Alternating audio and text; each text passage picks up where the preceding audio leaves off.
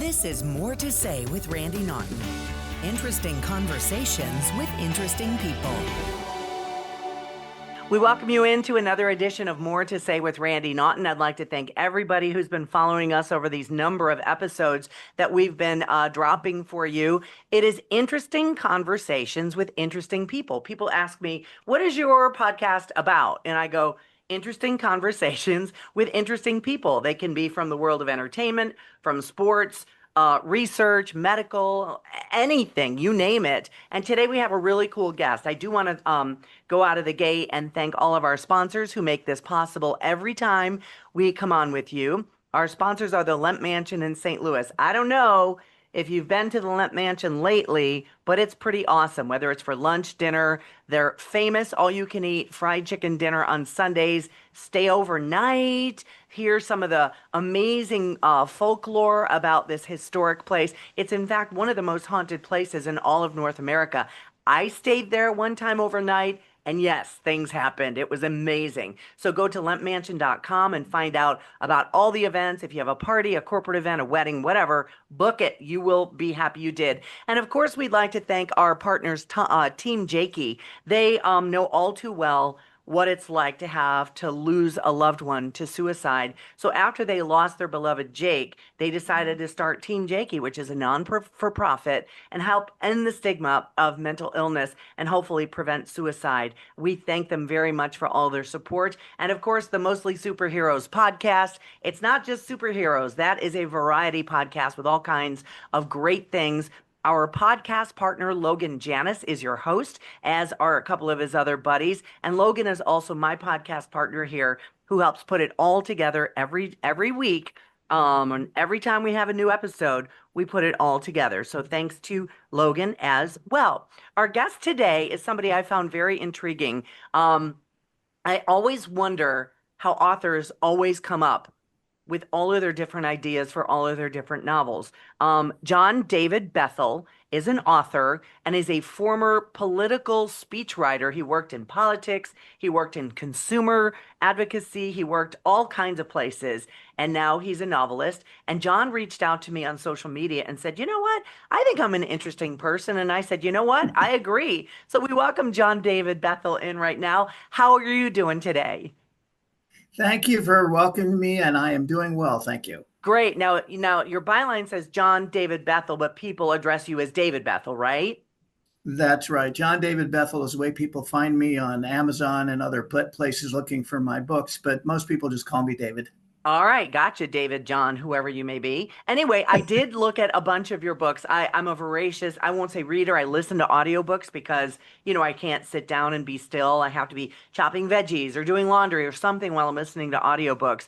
You have a number of novels out, which most of them are of a political nature. I find that very intriguing. Evil Town was based on, I guess, loosely on real events, which is a political mystery about a president's wife who was murdered. Hotel Hell, Unheard Of, Holding Back the Dark, and a Washington trilogy, which again is based on some of your life in politics. So I read some of the descriptions of some of these. How would you describe your writings? Are they mostly mysteries? I think there is a mystery element even in my political thrillers, which hence the name political thriller. But yes, I think there's a mystery element to all of them, and all of them are taken from real events. I come across things in newspapers or watching television, and it strikes a chord. And I say, gee, I want to look into that. For instance, my latest one, which it should be published sometime this summer, is called Squinting at Shadows, was based on the murder, and this is a true story, the murder of Senator Percy's daughter, Chuck Percy, from Illinois, back in the late 60s when he was running for Senate the first time. Someone came into his house, killed his daughter, bludgeoned her to death, and left, and all inside the house. I mean, everybody was home. and left. And no one, they didn't discover it until well into the night when the mother got up and felt something was wrong and went in and found out that what the problem was. It's never been solved. You would think that a man running for senator and a CEO of IBM, I think it was at the time, who had this house in this gated community, they'd find someone. It's never been solved. So I found that intriguing, and I wrapped a novel around it.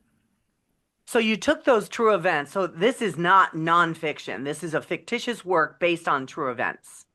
Yes, it's a fictitious work based on the murder of his daughter and the inability of anybody to figure out who it was.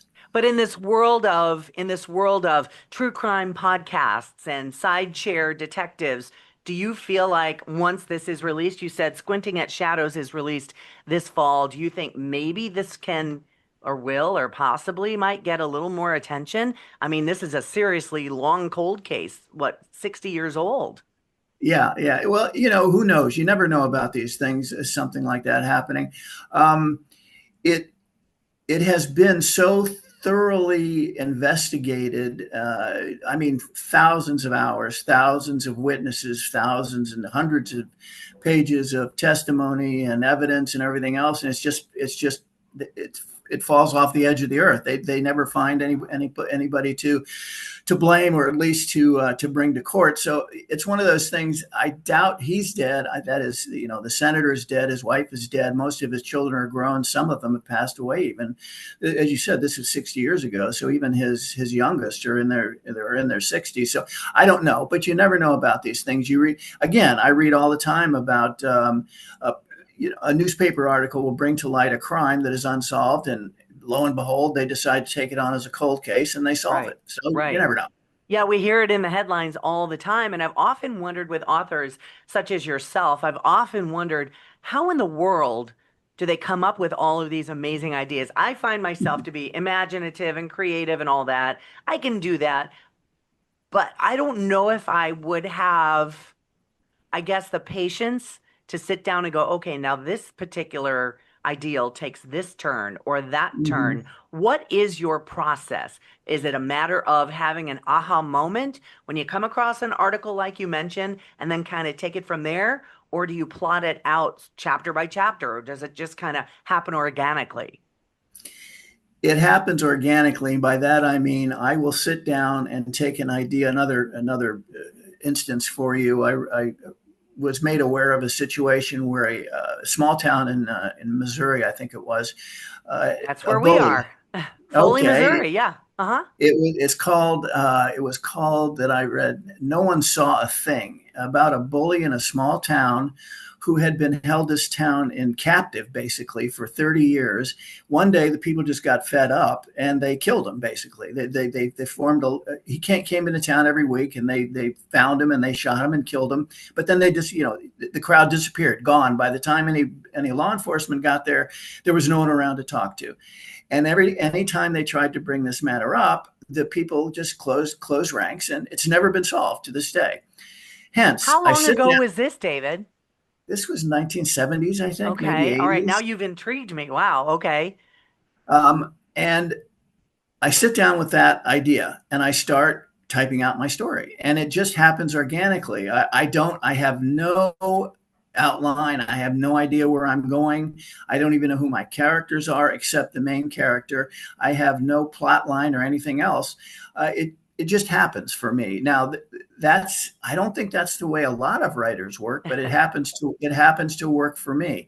Now, the downside of this is that sometimes I'll get 100 pages in and I'll realize, well, 50 pages ago I said this, and this is not where I'm going with this particular plot line. So it's give and take, back and forth until I finally have a story. But that's the way I do it. How long does it take you on average to write a novel? Well, anywhere from usually 4 to 6 months. The one another I have had where it's taken me a year if I get something else I'm doing at the same time, but generally 4 to 6 months. But my wife says, no, it's much more than that. She says you're gone, absolutely gone out of your mind for 4 to 6 months, because she says even when you stop writing and you come up for air, I can tell you're still thinking about it. If I ask you a question, there's that blank look before Oh you my God. absorb one. I Yeah. think, I'm sorry, no disrespect. I think that might be with every husband, though. Okay. It's like, hello, are you there? Well, that could be, and maybe I make it worse because I'm kind of gone for 4 to 6 months. That's incredible. So, are you one of these people you lock yourself in a cabin in the woods and say, don't talk to me, or on your couch with a fireplace and the dogs and the music, or what is your process there? I I write every day of the week except Sunday for between 4 to 6 hours, and I do. I close myself off in a room, and I just sit down and I force myself. Usually, it's a process where I don't have to force myself. But as with anything in life, there are days we will do Yeah, there are some days that we want to do it. We're doing freezing something up a that you little. should be doing. But the most challenging thing about writing is actually the writing. Is the actual writing, just do it part, right? Exactly. All right. Obviously, I'm very intrigued about the process because um, some people say they write 15 chapters a day or one chapter a day. Do you have a quota as to what you want to get done every single day? My quota is counted out in hours, 4 to 6 hours. Although I found over time that it's usually 1,000 words a day that I write. And that's the way it works out. But for me, Hmm. it's more the hours. I don't give myself a quota because that hamstrings me. If I want to go past that quota, or if I'm not at that quota, I'd feel guilty and that sort of thing. So generally, it's okay. I've done my bit, and I'm going to move on now. So, like I said, I looked online and I looked at the synopses of most of your novels that we mentioned before. Searching, scout, is it scouting? I can't read my own handwriting. Scouting at shadows, searching at shadows, Oh, Squinting at squinting. Shadows is the name of the book I Maybe if I just finished. squinted, I could read it better, David. I don't know. But when do you anticipate that being finished? You said by the fall? No, that I have actually finished. I anticipate that being published by the fall, hopefully this summer. Gotcha. Okay. And what about turning some of these into movies or series? Have you gotten any looks in that department? I got an interest some time ago in a book I wrote. Again, another one of these true crime things. Let me run through that real quickly for you. And this is a true story. A man was kidnapped by four people, a very successful businessman in Miami. This was years ago. He was kept in a warehouse out in the countryside, and he was extorted. This is before cell phones and computers and all this sort of Yeah. stuff. So he had his fortune extorted basically by these people making him sign checks and sign deeds. They even moved into his house. He signed over the deed to his house to these people. It took about 30 days for them to clean him out. They kept him in a warehouse in Miami. So we're talking 100 degrees, this warehouse. They had his face taped from his nose all the way up to his forehead so he couldn't see anything. Basically, his face melted. They Oh then my tried gosh. to kill him. They tried to murder him by putting him in his car and running it into a telephone pole, and it caught on fire because they put some propane gas in the back. He fell out. Miraculously, this is also a story of miracles. He fell out of the car as it hit the telephone pole. But he fell out of the car after they ran him into the telephone pole. They saw him get up in the middle of the street. They ran him over. He fell between the wheels, so he wasn't, critically injured. Long story short, he ends up in the hospital. He calls his lawyer, who gets him a person, a detective, to figure out what is going on. The police department dismisses it because this is the time in Miami where the cocaine cowboys were causing a lot of trouble. He Right. happened to be an American Argentinian, so they thought that he was part of that whole thing. Anyway, this is the story that attracted some attention from the movie people. But that's it. I haven't had a lot of attention as far as movies go. It You actually have to attempt to do that, to go after these people. I haven't attempted that. I've been too busy writing. Yeah, you're busy. Maybe when I stop writing my novels, I'll do that. That's amazing. Yeah. And then turn it into a screenplay. Rise. energy strips. And you're like, Rise, I've seen those, I've heard of those. Rize, and the chief medical officer with Rise Health Strips, with the energy strips. And this is Dr. Joe Molesky. And you're like, I know that guy. And he's going to tell us all about it. Thanks for having me, Randy. Really, what Rise is, or riseup.com, we are a supplement company, but we're different because we provide a different method of delivery. And that method of delivery is a strip. So I'm sure you guys heard of like the Listerine strip or the breast strips, that we put other vitamins and nutrients inside there, like B12, energy. We make it reasonably priced compared to some of the pill versions, or just figure out how much a Starbucks coffee or an energy drink costs. I mean, those are $5-6 a piece. So we make it reasonable, we make it convenient, we make it for you. It is RIIZE, riseup.com. If you want to get in on this latest craze in supplement delivery system, it's under the tongue. It dissolves in moments, works in minutes. So you want to maybe check that out to see which one might work for you, for whatever you'd like to help or correct. Dr. Joe Molesky, I thank you so much for joining me. Thanks for having me. I really appreciate it. Rise up.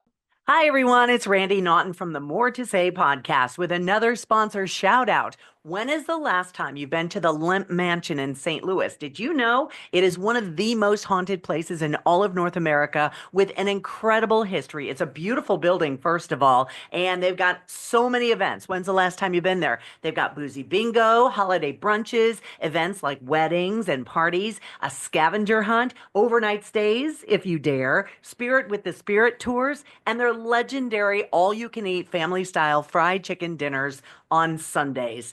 It's amazing. So listen, check it out on their website at lempmansion.com. We thank them for supporting our More to Say podcast, and I'll see you at the Lemp. Hi, everyone. It's Randy Naughton from the More to Say podcast. Thank you very much for supporting our podcast over the tons of episodes we've done so far. Somebody I want to shout out specifically to is an organization called Team Jakey. They are one of the sponsors of the More to Say podcast, and I couldn't be more grateful to be partnering with them. What is Team Jakey? Well, this family, the Zeller family, knows all too well what it's like to lose somebody to suicide. So that happened to them. Their beloved Jake took his own life. And what they want to do, they've set out on a quest to end the stigma of mental illness. So Team Jakey puts together all these amazing community events year round to help raise the awareness and prevent suicide and end the stigma of mental illness. So we would love it if you followed them on Facebook, Team Jakey and the Stigma. And of course, thank you for supporting the More to Say podcast as well. Team Jakey is one of our partners, and we are so happy to have them on board. Thank you very much, and we'll see you on the podcast. Now you're hearing from us over here on the podcast, Mostly Superheroes. I'm your host, Logan Janis. Arena Andy. Scotty Scoop. Sam the Sleeper. And we're bringing you all the things in St. Louis and beyond, from events and interviews, sports and movies, comics and games, to community and news. All the things that you need to stay informed, have a little fun. It's all happening at mostlysuperheroes.com, and we'll see you there. Well, I don't know. I mean, your books sound amazing, but I could listen to you tell stories just verbally all day long. This is amazing. I do want to talk about your background. You come from the world of politics, and I'm guessing that's probably one of the reasons why many of your stories kind of skew towards the political realm. You were a speechwriter to members of Congress. You were press secretary. You were a consultant for a number of prominent communications management firms. I want to talk, and I never, ever, ever, and I will say in my 40-year TV media career, never, ever, ever got political. But I am so intrigued by you and your background. I want to talk about speech writing. I want to talk about some of the speeches we hear today compared to some of the speeches you wrote for candidates back in the day. First of all, which political figures were you working for? Well, mostly conservative members of Congress. Paul Laxalt was a senator from Nevada who I worked for. He was very tuned into the Reagan administration. So I ended up writing speeches for the secretary through him, writing speeches for members of the Reagan administration in Department of Transportation, the secretaries of Transportation, Commerce, and Education. Even prior to that, many years prior to being involved in that, I also did some press secretary work in the House of Representatives for a congressman from California. So that's a thumbnail sketch of how I got involved. So any of your political speeches, have they ever gleaned any viral, for a lack of a better term, catchphrases like Mr. Gorbachev, tear down this wall, or, ask not what you can do for your country? Is there anything there that you would consider that was a watershed moment in your political speech writing career? Probably, I wrote the speech that Laxalt used to nominate Ronald Reagan for president. So, really? I mean, really? I shouldn't say I wrote it. He and I worked on it together. It's always speech writers should fade into the background and not be heard from. So I prefer to say that he and I worked on it together. But anyway, yes, that was a very proud moment for me. That's awesome. That's awesome. And of course, it's your work on the line, and when you're working for a politician, I'm guessing, they get the glory for it. And, as a writer or a producer, you tend to stay in the background. Now I want to transition into speeches of today. And I'm not going to name any political figures. Heaven knows there is so much political rhetoric out there, on both sides of the aisle. When you hear some of these speeches, whether they're in Congress or states of the union or states of the state, are there any that stand out that make you cringe? Most of them. It doesn't. Okay. It doesn't seem to me that today when we wrote speech. Well, in my day, a lot of thought went into it, a lot of research, a back and forth and back and forth. You involve lots of people. You make sure they're accurate. You make sure there's no errors. You make sure that if you are taking a stand that it has a basis in fact, and so on and so forth. Some of the stuff I hear today, it sounds like they made it up on the spot. I am so glad I am not in politics today. It drives me nuts. We used to have to be so careful and so attuned to the facts of what we were writing. I don't see that today at all. No, and I don't either. You have phrases that jump out at you like woke and left-wing radical and the deep state and the globalists, and literally on both sides. Oh, there yes. are all of these new weird catchphrases and words that kind of come into it, and it's like, what does that even mean, and how does that get your point across? Do you see them being successful in doing that, in delivering the message? Well, apparently we have a lot of these people in Congress today, and in the Senate and the House today, who just fly off the handle with these just ephemeris statements that no one seems to know what they mean. And I think that's the point. If you just throw something out there, like you mentioned, woke or deep state, and you have to. What do you mean by that? No one ever see, and that's another thing that drives me nuts. No one ever seems to ask. Well, wait a minute, time out. About. I don't see enough from the journalists citizen way. I mean, challenging it just in you. Back? Yeah, I'm here. Go ahead. So anyway, I just don't see, as I was saying, the journalists, and I'm not blaming them, and I'm not saying that you have to be partisan. It's just common sense. If someone says something you don't understand, your listener is not going to, or your reader is not going to understand. You have to ask the question. Well, in this world of journalism, and I'm a journalist. I was, like I said, 40 years in TV news, and I've always tried to be neutral. And I pride myself in saying my viewer doesn't know what religious affiliation I am, doesn't know what political affiliation I am, because I try to keep it as neutral as possible. Not so much today, because you have liberal news organizations, you have conservative, openly conservative and openly liberal news organizations, which you didn't have back in the days of Huntley Brinkley and Walter Cronkite and all that good stuff, which, even as a teenager, I watched John Chancellor every night. I was a news hound at 14, 15 years old, never knowing that I would go into journalism, never knowing that I would be a TV news person. I still consume it a lot. So what would you do differently, and could you survive in today's political climate in that same job? No, I could not. And I say that not, and I don't want to seem that I'm bragging. I mean that I don't think I could survive because I'm too process oriented. Maybe is the word. Yeah. Honest, even balanced. I don't see, again, it may be just me, but I'm not of this world. I'm not of today's political world at all. If you don't mind me saying, I am a conservative, and what's going on in the Republican Party, I don't understand. I don't get it. And if I was on the other side of the aisle, I'd probably say the same thing. I don't understand what these people are doing. They're so far off either end of the spectrum that in my view, you can't even call them by the names of the political parties that I understood 40 years ago. Right, right. Which leads me to a point, and I want your opinion on this. I had a continuing argument with my co-anchor on the morning news when I did the news for, on the morning show for 23 years. I was a sports anchor and reporter prior to that for 10 years. We would look at our scripts in the morning, and then we'd go on the air from 7 to 9. And so there would be a news story, and we were able to edit them because guess what? It's coming out of our mouth, and we're responsible for it, regardless of what a producer or whomever wrote.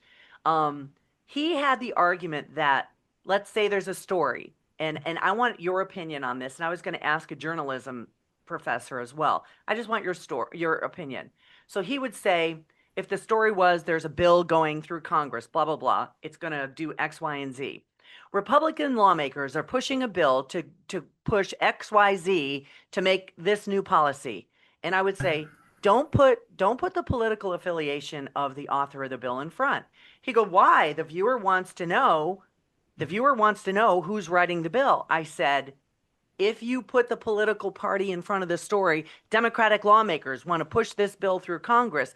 I say it's leading the narrative of the story, because if you have a listener or a viewer who immediately says Republican, what's going to happen? The Democrats are going to go, I don't want to hear it. They're Republicans. Or on the other side of the thing, I don't want to hear what the Democrats have to say because they're always wrong and they're this and they're that and they're blah, blah, blah. What say you? Should the political affiliation go in front of the story? I think it is leading the narrative of the story, and therefore the viewer doesn't make up their own mind, because guess what? If they think the bill's a good idea and it is of the opposite political party that they follow, it might open up some minds. Imagine that. That's just my thinking. I want to know what your opinion is. No, I think what you're saying is common sense, because the focus should be on the bill, not on the political affiliation, in my point view. Exactly, yeah. And I think it's important also, in general terms, for there to be an opposite point of view. In other words, if Senator so-and-so puts a bill in the docket for such and such a reason, I would think it would be incumbent upon the reporter to go to the opposite side of the aisle and say, well, he said this, what do you think? Mm-hmm. Therefore, when you present the news, you can say, well, this is what's going on, and you get to the end of the story and say, but there is another point of view here from Senator so-and-so who offered this view of that bill. Yeah, I can't tell you how many times, countless arguments I had with my co-anchor about that, and I would take it out, he would put it in, and ultimately, if I saw it in my script in front of me, I would just verbally leave it out and go, why did you take, we've gotten to our share of arguments over 23 years, best of friends, by the way. But I just wanted your take on that as with somebody with a political background and a writer's background, and, in a way, a journalist, because of all the research you're doing. I think it's pretty intriguing what you do for a living. I think it's pretty cool. Just to add to that, what we were talking about, that wouldn't happen today. What what would happen today is that they would put the name and the affiliation of the person who is sponsoring the bill in front, Right. because of where we are in today's political world. So Right. I think that's another indication of how things have changed. It's not the bill that's important, it's the partisan rhetoric that's important, which I don't agree with, and that's why I said I would not survive in today's political world at I all. wouldn't either. Somebody asked me one time, would you ever consider running for political office? And I said, hell no. Not No. in today's political world. And it's weird because I worked in TV news, like I said, for 40 years, 30 at the KTVI in St. Louis. Sports, morning show. I've seen a lot. We were live on the air during 9/11, which was the worst day of my entire career. Um, so, I've seen and learned a lot. And I always like to pick the brain of other people because you never stop learning, right? Well, that should be the way it is. I'm not sure that's the way it is now. Exactly. Yeah, that's true. All right. We are running out of time, but I do want to let people know that you have a bunch of really cool books. I think, are they on audiobook as well? Especially Evil Town is an audiobook. If you mentioned Evil Town, you can buy that as an audiobook. Okay, cool. Because like I said, I consume audiobooks and I definitely want to kind of get a listen to this. When I'm done with my current book, I'm going to look that one up. It is a political mystery about a murdered politician's wife and all kinds of intrigue and fun stuff. And if people want to look at your, I guess it's not discography. What do they call it when it's an author? Bookology? Discography? What do they call it? My list of books is available as John David Bethel author. You can, if you go to Amazon and just type in the name John David Bethel and then put author after it, it'll take you to all of my books. Now, I do know that your wife is a wine consultant, which I'm very, Right. very intrigued by that. And I believe I'm going to be talking to your wife on a future episode of More to Say. Have you ever thought about, and here's an idea, have you ever thought about maybe having another novel maybe centered around the vineyards of Napa or something like that? Murder in the Grapes? I haven't, but my wife is also a writer and a blogger and all this other stuff that goes with wine. You might mention that to her. Okay, I will. All right. Well, it's been a real pleasure talking with you today. I really appreciate your insight. Thank you. The process by which you write all of your novels. I just find it fascinating what the process is. I guess it's just different for everybody, which is great. And of course, your political background. I'm glad we had a chance to talk about that as well. Again, I don't normally go the political route, but I just wanted to pick your brain on that. So thank you for joining us today. Sure. And I'd like to thank you as well for joining us on the More to Say podcast. Our sponsors couldn't do it without you. The Lemp Mansion in St. Louis, one of the most haunted places in all of North America. See for yourself. Check out all their events at lempmansion.com. Team Jakey, hoping to end the stigma of mental illness and to prevent suicides. And of course, my podcast partner, Logan Janis. You can check him out on the Mostly Superheroes podcast. Thanks for joining us on More to Say. See you next time. This has been More to Say with Randy Naughton. Interesting conversations with interesting people. Be sure to like or subscribe wherever you get your podcasts.